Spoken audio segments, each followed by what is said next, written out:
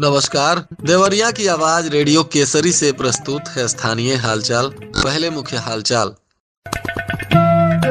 24 जनवरी को रोजगार मेला का हो रहा है आयोजन। दिव्यांगों के लिए लग रहा है शिविर और मानव श्रृंखला की तैयारी में जुटा प्रशासन। 24 घंटे में हत्याकांड का पुलिस ने किया उद्भेदन और चाकू के बल पर हुई लूट में पुलिस जांच में जुटी।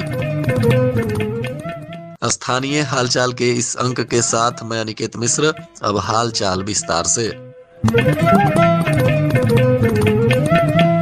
जिला सेवा योजना अधिकारी रोहन अपूर्व सिन्हा ने बताया कि भारत सरकार और उत्तर प्रदेश सरकार की मंशा के अनुरूप बेरोजगार युवाओं को रोजगार के अवसर प्रदान करने और रोजगारिता को बढ़ावा देने के उद्देश्य से एक दिवसीय रोजगार मेला का आयोजन किया जा रहा है। यह मेला जिला सेवा योजना कार्यालय और मॉडल कैरियर सेंटर देवरिया के संयुक्त तत्वाधान में 24 जनवरी 2025 को सुबह 10 बजे से आयोजित होगा। इस मेला में निजी क्षेत्र की प्रतिष्ठित कंपनियां विभिन्न पदों पर साक्षात्कार के माध्यम से योग्य अभ्यर्थियों का चयन करेंगी। रोजगार के इच्छुक छात्र छात्राओं और अभ्यर्थियों को इस मेले में भाग लेने का अवसर मिलेगा। इस मेला में भाग लेने के लिए न्यूनतम शैक्षणिक योग्यता हाई स्कूल, इंटरमीडिएट, स्नातक और ITI उत्तीर्ण रखी गई है, जो पदों के अनुसार अलग अलग होंगी। अभ्यर्थियों की आयु कम से कम 18 वर्ष होनी चाहिए। रोजगार मेला पूरी तरह से निःशुल्क है। चयन के उपरांत भी किसी प्रकार की धनराशि नहीं देनी होगी। जिला दिव्यांगजन सशक्तिकरण अधिकारी प्रियंका चौधरी ने जनपद के समस्त दिव्यांगजनों को सूचित किया है कि सामाजिक न्याय और अधिकारिता मंत्रालय भारत सरकार के अधीन भारतीय कृत्रिम अंग निर्माण निगम एलिम्को कानपुर के विशेषज्ञों के द्वारा CMR योजना के अंतर्गत 80% या उससे अधिक दिव्यांगता वाले व्यक्तियों को मोटराइज्ड ट्राईसाइकिल उपलब्ध कराने के लिए शिविरों का आयोजन किया जा रहा है। यह शिविर जिला प्रशासन और दिव्यांगजन सशक्तिकरण विभाग के सहयोग से आयोजित किए जाएंगे। शिविर का आयोजन विकास भवन देवरिया के प्रांगण में 29 जनवरी और 31 जनवरी को तथा विकास भवन बनकटा में 30 जनवरी को किया जाएगा। इन शिविरों में दिव्यांगजनों का चिन्हांकन और पंजीकरण किया जाएगा। राष्ट्रीय सड़क सुरक्षा सप्ताह 2025 के अंतर्गत नेताजी सुभाष चंद्र बोस की जयंती के अवसर पर स्वर्गीय रविंद्र किशोर शाही स्टेडियम में विशाल मानव श्रृंखला का आयोजन किया गया।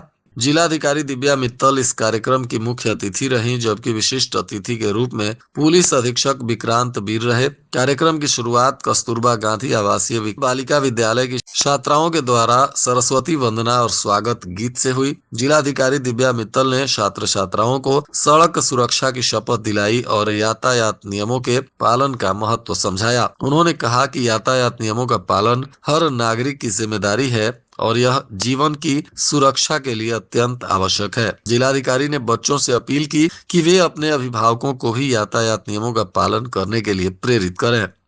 इधर थाना कोतवाली पुलिस ने एक घर में 45 वर्षीय महिला अंजना जायसवाल के शव बरामद करने को लेकर मृतिका की मां प्रभावती देवी पत्नी जगदीश प्रसाद की तहरीर पर नामजद आरोपी को गिरफ्तार किया। आरोपी दीपक उर्फ हिमांशु जायसवाल बताया जा रहा है, जिसको गिरफ्तार कर पुलिस पंजीकृत मुकदमा के आधार पर विवेचना कर रही है। बताया जा रहा है कि मुखबिर की सूचना पर पुलिस ने माल गोदाम रेलवे स्टेशन के पास से आरोपी दीपक उर्फ हिमांशु जायसवाल को गिरफ्तार किया।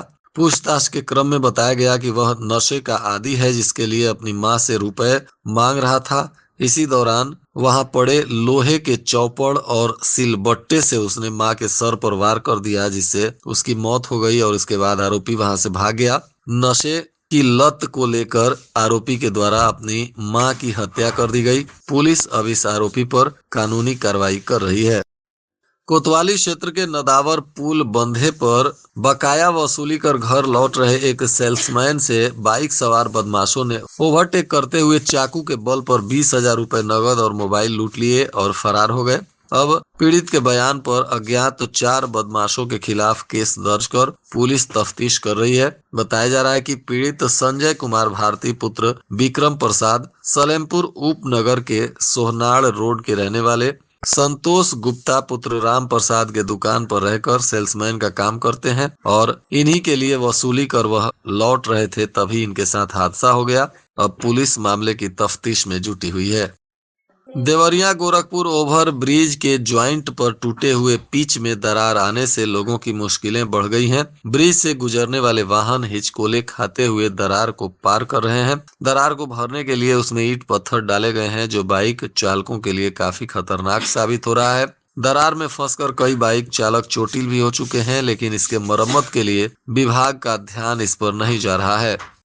प्रधानमंत्री आवास योजना ग्रामीण के अंतर्गत आवास प्लस की सूची में पात्र लाभार्थियों का नाम जोड़े जाने के लिए आवास प्लस सर्वेक्षण शुरू हो गया है। आवास को लेकर ऑनलाइन सर्वे के लिए ग्राम पंचायत सचिव, ग्राम विकास अधिकारियों को प्रशिक्षित कर दिया गया है और 31 मार्च तक आवास का सर्वे होगा। ग्राम पंचायत अधिकारियों और ग्राम विकास अधिकारियों को प्रधानमंत्री आवास योजना ग्रामीण के सर्वे के लिए प्रशिक्षण देने के बाद जिले की 1121 ग्राम पंचायतों में आवास के पात्र लाभार्थियों के चयन के लिए ऑनलाइन सर्वे शुरू हो गया है और कुल 381 ग्राम पंचायत अधिकारी और ग्राम विकास अधिकारियों को इसके लिए प्रशिक्षित कर काम पर लगा दिया गया है। महाकुंभ को देखते हुए सदर रेलवे स्टेशन के प्लेटफॉर्म और ट्रेन के अंदर चेकिंग अभियान चलाया गया।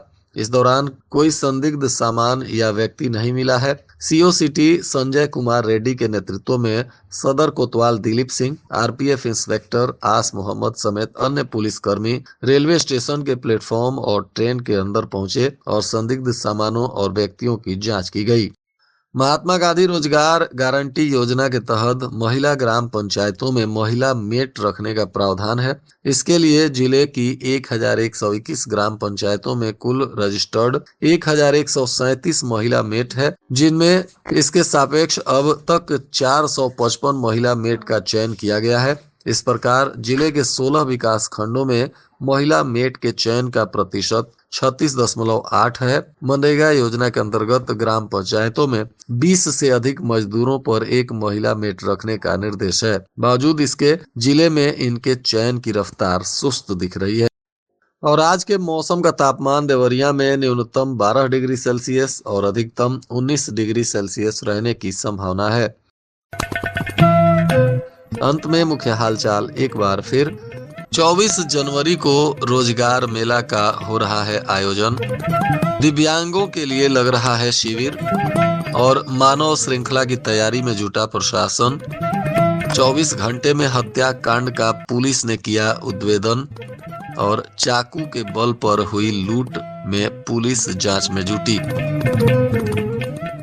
इसके साथ ही रेडियो केसरी से प्रसारित स्थानीय हालचाल का यह अंक समाप्त हुआ। नमस्कार।